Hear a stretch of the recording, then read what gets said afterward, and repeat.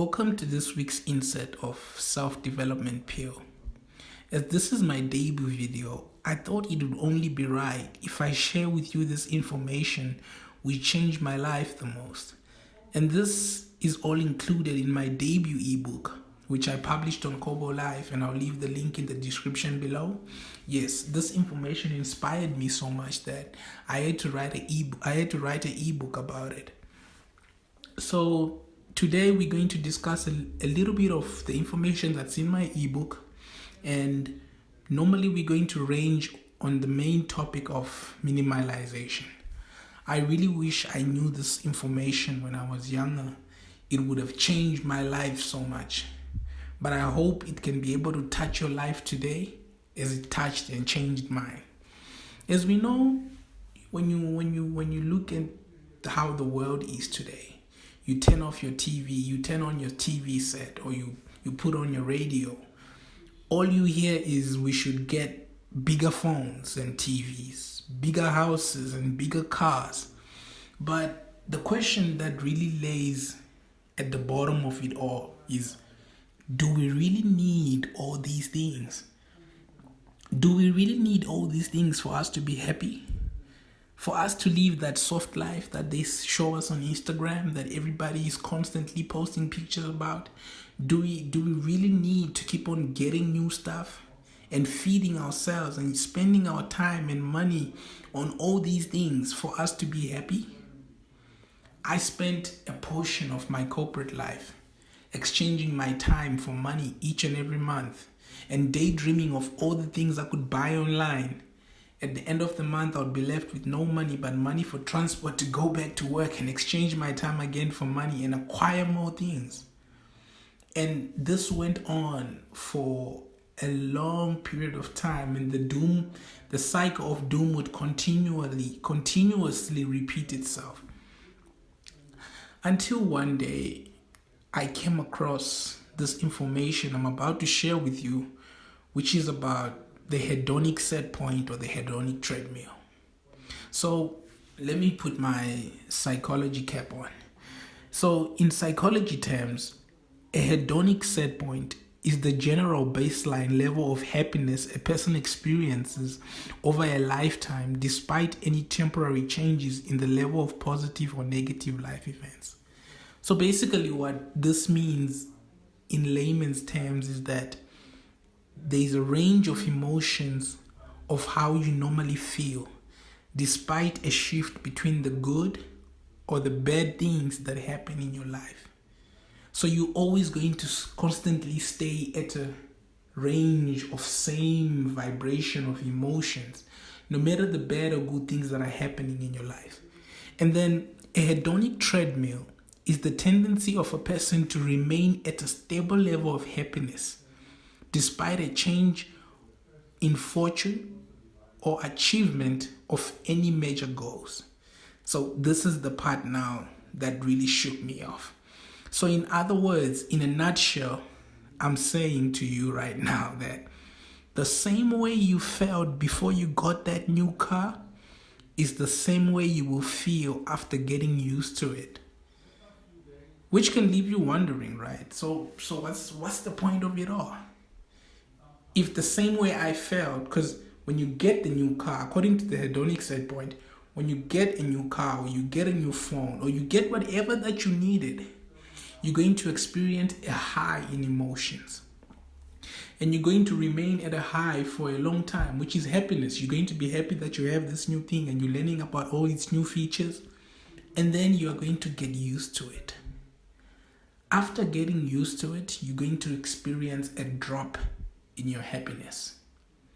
And after that, you're going to go back to your same hedonic level of hedonic set point, how you normally felt before you got that new car, new house, new phone, new dress, new suit. Now you're used to it. Now it's on to the next thing.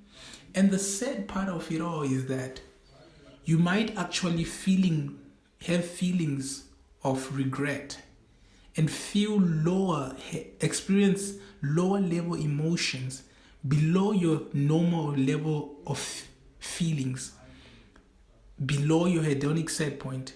Maybe you had to break the budget for you to get this new thing that you needed, and you end up feeling bad or feeling even stressed on why you did it or why you bought it.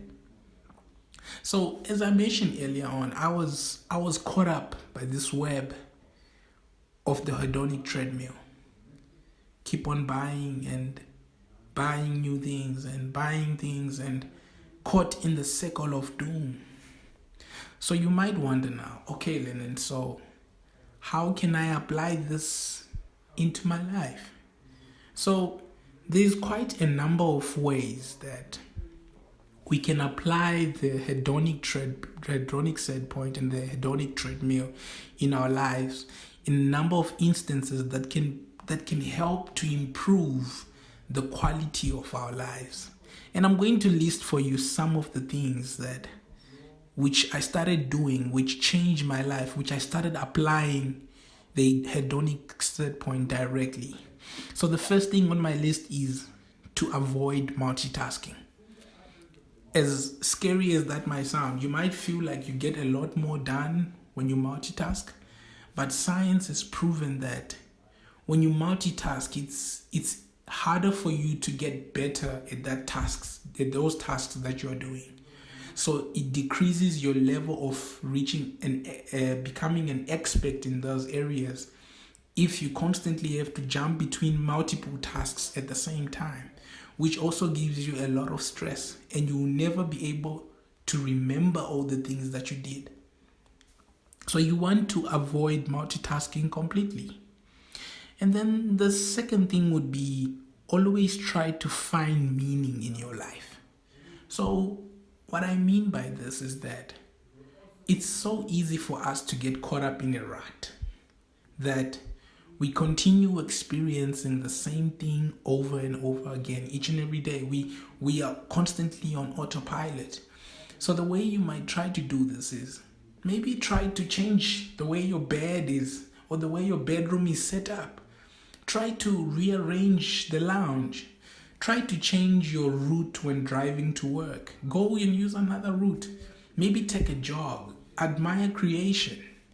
Try to do things that you normally do not do.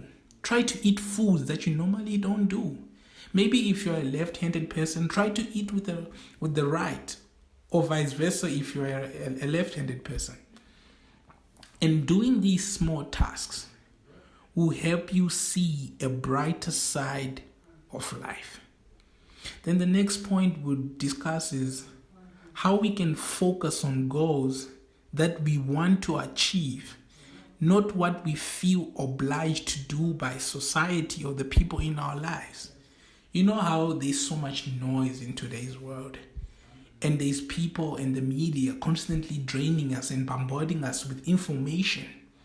We are obese in terms of information. There's so much food out there for our systems, and you can easily get caught up in trying to do things the way other people do their things. So we want to go after and achieve goals that will really make an impact in our lives. Things that will really change our lives for the better, not simply because my friend is doing it or my neighbor is doing it. Then the next point is we would want to spend time with our loved ones. As sad as it may sound, is that many people live together, but they do not really live together. They are in the same environment, yes, but everybody's in their gadgets. Everybody is invested in their own lives and how the media is portraying and whatever it's feeding them at each and every specific period of time. So we want to see that we are engaged in the lives of our loved ones. And then the next point is we want to focus on the positives and be cheerful. Try to see the good things in your life. Try to see the things that are going right in your life, and don't focus on what's going wrong. And try to be more cheerful and be more happy. And then the next point is that we need to take time each day to write down 5 things that we are grateful for. Only 5 things. And try to see how you can continue working on these 5 things and being better and improving them in all aspects and all avenues. Because gratitude, a little gratitude, can take you a really, really long way. And the next point is that we want to increase the effort in the relationships in our lives. Yes, we have so many people who are close to us, but it's said that we don't invest in these people. When you engage in conversations with your loved ones, don't be on your phone or be thinking about the next smart thing to say when in a conversation. Try to avoid arguments. Try to avoid gossip and slander and lies. Invest in your relationships with good and healthy conversations and building and learning with each other. Then we would like to move on to the next point, which is the last but not least. Which is there are ways we can adjust the setting in our life to not produce unnecessary highs and lows on our happiness set point. So, as we are going about our lives, we don't want to have extreme highs and extreme lows to our happiness, because that can dampen our emotions over a period of time. So we might want to acquire things that we really need. If the phone still works, you don't really need to get a new one. If that car can still take you from A to B, you don't really need to get a new one. Try to see your life for what it really is and not what the media wants you to think.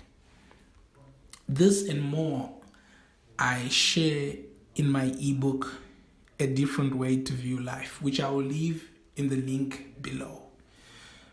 Thank you for being a part of this, as this will go down in the memory books as the debut video for our channel, Self-Development Pure.